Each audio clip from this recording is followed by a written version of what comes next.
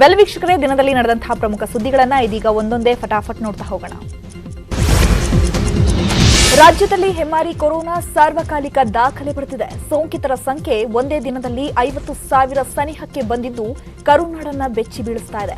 ಕಳೆದ 24 ಗಂಟೆಗಳಲ್ಲಿ 48,296 ಪ್ರಕರಣಗಳು ಪತ್ತೆಯಾಗಿವೆ. ಆಘಾತಕಾರಿ ವಿಷಯ ಅಂದ್ರೆ 217 ಮಂದಿ ಕೊರೋನಾದಿಂದ ಸಾವನ್ನಪ್ಪಿದ್ದಾರೆ. ಇನ್ನು 14,884 ಮಂದಿ ಗುಣಮುಖರಾಗಿದ್ದು ಆಸ್ಪತ್ರೆಯಿಂದ ಡಿಸ್ಚಾರ್ಜ್ ಆಗಿದ್ದಾರೆ. ಇನ್ನು ಬೆಂಗಳೂರಲ್ಲೂ ಸಹ ಕೊರೋನಾ ರಣಕೇಕೆ ಹಾಕ್ತಾ ಇದೆ. ಸಿಲಿಕಾನ್ ಸಿಟಿಯಲ್ಲಿ 26,756 ಮಂದಿಗೆ ಒಂದೇ ದಿನ ಪಾಸಿಟಿವ್ ಬಂದಿದೆ. ಹಾಗೆಯೇ ಕಳೆದ 24 ಗಂಟೆಗಳಲ್ಲಿ 93 ಮಂದಿ ಕೊರೋನಾಗೆ ಸಾವನ್ನಪ್ಪಿದ್ದು ಸಾವಿನ ಸಂಖ್ಯೆ 6,375ಕ್ಕೆ ಏರಿಕೆಯಾಗಿದೆ. ಇನ್ನು ಒಂದೇ ದಿನ 5,123 ಮಂದಿ ಗುಣಮುಖರಾಗಿ ಆಸ್ಪತ್ರೆಯಿಂದ ಡಿಸ್ಚಾರ್ಜ್ ಆಗಿದ್ದು ಸದ್ಯ ಬೆಂಗಳೂರಲ್ಲಿ 2,59,058 ಸಕ್ರಿಯ ಪ್ರಕರಣಗಳಿವೆ. ಇನ್ನು 17 ಜಿಲ್ಲೆಗಳಲ್ಲಿ ಹೆಮ್ಮಾರಿ ಕೊರೋನಾ ಕಂಟ್ರೋಲ್ಗೆ ಸಿಗ್ತಾ ಇಲ್ಲ. ಗಲ್ಲಿ ಗಲ್ಲಿಯಲ್ಲೂ ಕೊರೋನಾ ರಣಕೇಕೆ ಹಾಕ್ತಾ ಇದ್ದು ಒಂದೇ ದಿನದಲ್ಲಿ 500ರಿಂದ 1,000 ಸಂಖ್ಯೆಯಲ್ಲಿ ಸೋಂಕು ದಾಖಲಾಗ್ತಾ ಇದೆ. ಬಳ್ಳಾರಿಯಲ್ಲಿ 1,282, ಬೆಳಗಾವಿಯಲ್ಲಿ 514, ಬೆಂಗಳೂರು ಗ್ರಾಮಾಂತರ ಜಿಲ್ಲೆಯಲ್ಲಿ 818, ಚಿಕ್ಕಬಳ್ಳಾಪುರದಲ್ಲಿ 579, ಚಿಕ್ಕಮಗಳೂರು 542, ದಕ್ಷಿಣ ಕನ್ನಡ ಜಿಲ್ಲೆಯಲ್ಲಿ 1,205, ಧಾರವಾಡದಲ್ಲಿ 703, ಹಾಸನದಲ್ಲಿ 709, ಕಲಬುರಗಿಯಲ್ಲಿ 1,256, ಕೊಡಗು ಜಿಲ್ಲೆಯಲ್ಲಿ 609, ಕೋಲಾರದಲ್ಲಿ 845, ಮಂಡ್ಯದಲ್ಲಿ 1,348, ಮೈಸೂರಲ್ಲಿ 3,500, ರಾಯಚೂರಲ್ಲಿ 733, ಶಿವಮೊಗ್ಗದಲ್ಲಿ 673, ತುಮಕೂರಲ್ಲಿ 1,801 ಹಾಗೂ ಉಡುಪಿಯಲ್ಲಿ 660 ಮಂದಿಗೆ ಕೊರೋನಾ ಸೋಂಕು ದೃಢಪಟ್ಟಿದೆ.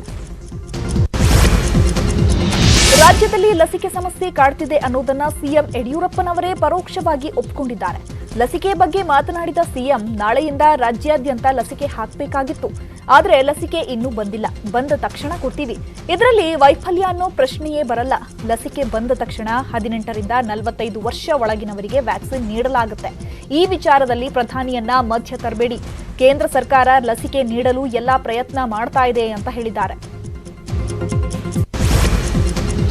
ಕೊರೋನಾ ಮಹಾಮಾರಿಗೆ ಹೆದರಿ ಆತ್ಮಹತ್ಯೆ ಮಾಡಿಕೊಳ್ತಾ ಇರೋರ ಸಂಖ್ಯೆಯೇ ಹೆಚ್ಚಾಗ್ತಾ ಇದೆ. ಚಾಮರಾಜನಗರ ತಾಲೂಕಿನ ದೇಶಿಗೌಡನಪುರದಲ್ಲಿ ಸೋಂಕಿತ ಮಹಿಳೆಯೊಬ್ಬರು ಆತ್ಮಹತ್ಯೆ ಮಾಡಿಕೊಂಡಿದ್ದಾರೆ. 65 ವರ್ಷದ ಶಿವಮ್ಮ ಹಾಗೂ ಆಕೆಯ ಪತಿಗೂ ಕೊರೋನಾ ಪಾಸಿಟಿವ್ ಬಂದಿತ್ತು.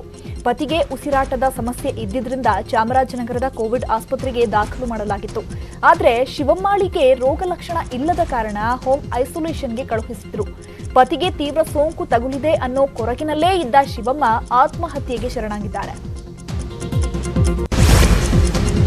ಕೊರೋನಾ 2ನೇ ಅಲೆ ಅಬ್ಬರಿಸ್ತಾ ಇರೋ ಹಿನ್ನೆಲೆ ಮಂತ್ರಾಲಯ ಮಠದಲ್ಲಿ ಭಕ್ತರ ಪ್ರವೇಶಕ್ಕೆ ನಿಷೇಧ ಹೇರಲಾಗಿದೆ. ಶ್ರೀ ರಾಘವೇಂದ್ರ ಸ್ವಾಮಿ ಮಠದ ಆಡಳಿತ ಮಂಡಳಿ ಪ್ರಕಟಣೆ ಹೊರಡಿಸಿದ್ದು, ಮೇ 1ರಿಂದ ಪ್ರತ್ಯಕ್ಷ ದರ್ಶನ ತೀರ್ಥಪ್ರಸಾದ ವ್ಯವಸ್ಥೆ ಇರೋದಿಲ್ಲ. ಬದಲಿಗೆ ಆನ್ಲೈನ್ ಮೂಲಕ ಭಕ್ತರು ಸೇವೆ ಸಲ್ಲಿಸಬಹುದು. ಮುಂದಿನ ಸೂಚನೆವರೆಗೆ ಭಕ್ತರು ಮಂತ್ರಾಲಯಕ್ಕೆ ಬಾರದಂತೆ ಆಡಳಿತ ಮಂಡಳಿ ಮನವಿ ಮಾಡಿದೆ. ಸಚಿವ ಜಗದೀಶ್ ಶೆಟ್ಟರ್ ಖಾಸಗಿ ಆಸ್ಪತ್ರೆ ಮುಖ್ಯಸ್ಥರ ಜೊತೆ ಮಹತ್ವದ ಸಭೆ ನಡೆಸಿದ್ದಾರೆ. ಈ ವೇಳೆ ಹಲವು ಮಹತ್ವದ ವಿಷಯಗಳ ಕುರಿತು ಚರ್ಚಿಸಿದ್ದು, ನಮಗೆ ಇನ್ನಷ್ಟು ಬೆಡ್ಗಳ ಅವಶ್ಯಕತೆ ಇದೆ, ಹೀಗಾಗಿ 50% ಬೆಡ್ ಮೀಸಲಿಡಲು ಆದೇಶ ನೀಡಿದ್ದೇವೆ. ಈ ಮೊದಲು ಸಹ ಇದೇ ವಿಷಯವಾಗಿ ಹಲವಾರು ಬಾರಿ ಸಭೆ ನಡೆಸಿದ್ವು. ಇದೀಗ ಖಾಸಗಿ ಆಸ್ಪತ್ರೆಗಳು ಸರ್ಕಾರದ ನಿರ್ಧಾರಕ್ಕೆ ಸಿದ್ಧರಿದ್ದೇವೆ ಎಂದಿದ್ದಾರೆ. ಧಾರವಾಡದಲ್ಲಿ ಹೆಲ್ಪ್ಲೈನ್ ಆರಂಭಿಸಲಾಗಿದ್ದು, ವಾರ್ ರೂಮ್ನಿಂದ ಆಸ್ಪತ್ರೆ ಬೆಡ್ಗಳ ವ್ಯವಸ್ಥೆ ಮಾಡಲಾಗುತ್ತೆ. ಇದಕ್ಕೆ ಎಲ್ಲರೂ ಒಪ್ಪಿಕೊಂಡಿದ್ದಾರೆ ಅಂತ ಮಾಹಿತಿ ಕೊಟ್ಟಿದ್ದಾರೆ. ಕೋವ್ಯಾಕ್ಸಿನ್ ಬಗ್ಗೆ ವಿರೋಧ ಮಾಡಿದವರಿಗೆಲ್ಲ ಈಗ ಸತ್ಯ ಅರಿವಾಗಿದೆ ಅಂತ ಧಾರವಾಡದಲ್ಲಿ ಕೇಂದ್ರ ಸಚಿವ ಪ್ರಹ್ಲಾದ್ ಜೋಶಿ ಟಾಂಗ್ ಕೊಟ್ಟಿದ್ದಾರೆ. ಆರಂಭದಲ್ಲೇ ಕೋವಿಡ್ ವ್ಯಾಕ್ಸಿನ್ ಬಗ್ಗೆ ಅಪಪ್ರಚಾರ ಮಾಡಿದ್ರು, ಅಲ್ಲದೆ ಹಲವು ಅಡೆತಡೆ ಹಾಕಿ ಭಯ ಹುಟ್ಟಿಸಿದ್ರು. ಕೋವ್ಯಾಕ್ಸಿನ್ ಬಗ್ಗೆ ಹಲವರು ಏನೇನೋ ಮಾತನಾಡ್ತಾ ಇದ್ರು, ಆದ್ರೀಗ ಕೋವ್ಯಾಕ್ಸಿನ್ ಸೇಫ್ ಅನ್ನೋದು ಗೊತ್ತಾಗಿದೆ. ಅಂದು ಆರೋಪ ಮಾಡಿದವರಿಗೆ ಈಗ ಸತ್ಯದ ಅರಿವಾಗಿದೆ ಅಂತ ಕಿಡಿಕಾರಿದ್ದಾರೆ. ಸಚಿವ ಬಸವರಾಜ ಬೊಮ್ಮಾಯಿ ಹಾವೇರಿಯಲ್ಲಿನ ಕೋವಿಡ್ ಸ್ಥಿತಿಗತಿಗಳ ಬಗ್ಗೆ ಜಿಲ್ಲಾ ಮಟ್ಟದ ಅಧಿಕಾರಿಗಳ ಸಭೆ ನಡೆಸಿದ್ರು. ಈ ವೇಳೆ ಮಾತನಾಡಿದ ಬೊಮ್ಮಾಯಿ, ಲಾಕ್ಡೌನ್ ಬಗ್ಗೆ ಈಗಾಗಲೇ ಸಿಎಂ ಹೇಳಿದ್ದಾರೆ. ಇದು ಲಾಕ್ಡೌನ್ ಅಲ್ಲ, ಕೆಲವು ನಿರ್ಬಂಧಗಳ ಜೊತೆಗೆ ನೈಟ್ ಕರ್ಫ್ಯೂ ಹೇರಿದ್ದೇವಷ್ಟೇ. ಕಳೆದ 3 ದಿನಗಳಿಂದ ಯಾವ ನಿರ್ಬಂಧಗಳಿವೆಯೋ ಅವು 2 ವಾರದವರೆಗೂ ಇರಲಿವೆ. ಇದು ಮುಗಿಯೋ ಪೂರ್ವದಲ್ಲಿ ರಾಜ್ಯ ಮಟ್ಟದ ಕೋವಿಡ್ ತಜ್ಞರ ಸಮಿತಿ ಹಾಗೂ ಟಾಸ್ಕ್ ಫೋರ್ಸ್ನವರು ಅವಲೋಕನ ಮಾಡ್ತಾರೆ. ನಂತರ ಅವರು ನೀಡೋ ವರದಿ ಆಧಾರದ ಮೇಲೆ ಮುಂದಿನ ನಿರ್ಧಾರ ಕೈಗೊಳ್ತೀವಿ ಅಂತ ಹೇಳಿದ್ದಾರೆ.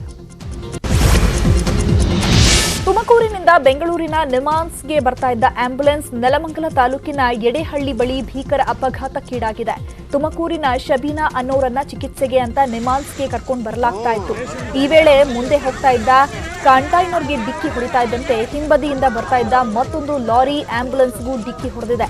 ಗುದ್ದಿದ ರಭಸಕ್ಕೆ ಆಂಬ್ಯುಲೆನ್ಸ್ಗೆ ಬೆಂಕಿ ಹೊತ್ಕೊಂಡಿದ್ದು ಇಬ್ಬರು ಗಂಭೀರವಾಗಿ ಗಾಯಗೊಂಡಿದ್ದಾರೆ. ಇನ್ನೂ ಮೂವರಿಗೆ ಸಣ್ಣ ಪುಟ್ಟ ಗಾಯಗಳಾಗಿದ್ದು ಆಸ್ಪತ್ರೆಗೆ ದಾಖಲಿಸಲಾಗಿದೆ.